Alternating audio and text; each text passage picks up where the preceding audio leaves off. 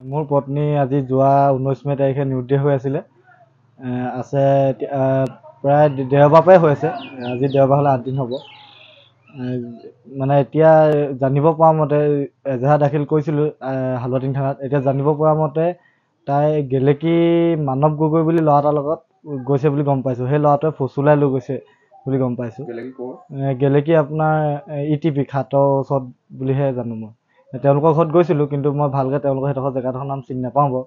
গেলেকী ETP বুলিয়ে গম পাইছোঁ মই। এতিয়া পুলিচ প্ৰশাসনে ন্যায় দিব বুলিও বিশ্বাস আছে। যদি আপোনালোকে যদি কোনোবাই যদি সদাশয় ব্যক্তিয়ে দেখা পায়, যদি প্ৰকৃত সন্ধান দিব পাৰে তেওঁলোকক, মোৰ ফালৰ পৰা মই যিমান দূৰ সামৰ্থ্য অনুযায়ী তেওঁলোকক এটা উপহাৰ প্ৰদান কৰিম, যদি তেওঁলোকে প্ৰকৃত মানে দেখা দিব পাৰে। ৱাইফৰ ফটো আৰু যিজন ল'ৰাই ফুচুলাই লৈ গৈছে তেওঁৰ ফটো মই পাইছোঁ।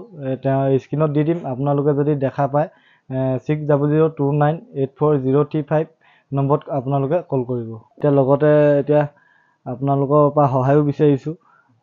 এতিয়া সেই ল'ৰাটোৱে ফচুলাই নিছে, কিন্তু কি কাৰণে নিছে, নাৰী ডেছ চক্ৰ ব্যৱসায়ীৰ লগতে যোগাযোগ কৰিছে নে কি মই সিমান এটা নাজানো।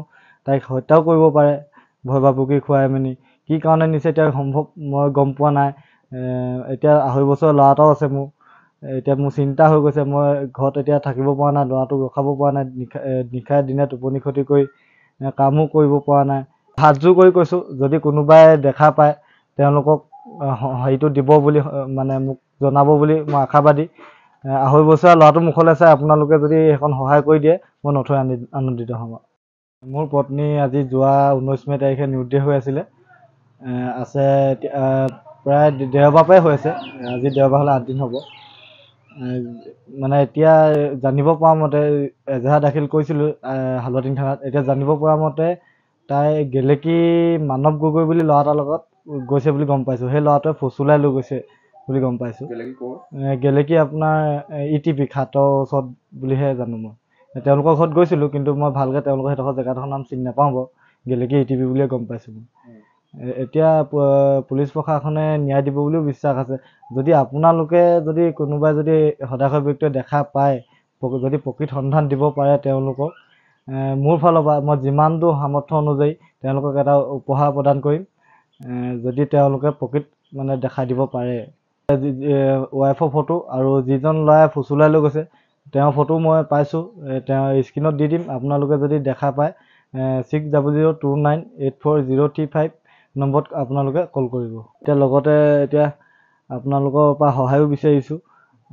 এতিয়া সেই ল'ৰাটোৱে ফচুলাই নিছে, কিন্তু কি কাৰণে নিছে, নাৰী ডেছ চক্ৰ ব্যৱসায়ীৰ লগতে যোগাযোগ কৰিছে নে কি মই সিমান এটা নাজানো। তাইক হত্যাও কৰিব পাৰে ভয় ভাবুকি খুৱাই মেলি। কি কাৰণে নিছে এতিয়া সম্ভৱ মই গম পোৱা নাই। এতিয়া 2.5 বছৰ ল'ৰা এটাও আছে মোৰ। এতিয়া মোৰ চিন্তা হৈ গৈছে, মই ঘৰত এতিয়া থাকিব পৰা নাই, ল'ৰাটোক ৰখাব পৰা নাই। নিশাই দিনে টোপনি ক্ষতি কৰি কামো কৰিব পৰা নাই। হাতযোৰ কৰি কৈছোঁ, যদি কোনোবাই দেখা পায় তেওঁলোকক হেৰিটো দিব বুলি, মানে মোক জনাব বুলি মই আশাবাদী। 2.5 বছৰীয়া ল'ৰাটোৰ মুখলৈ চাই আপোনালোকে যদি সেইখন সহায় কৰি দিয়ে মই নথৈ আনন্দিত হ'ম।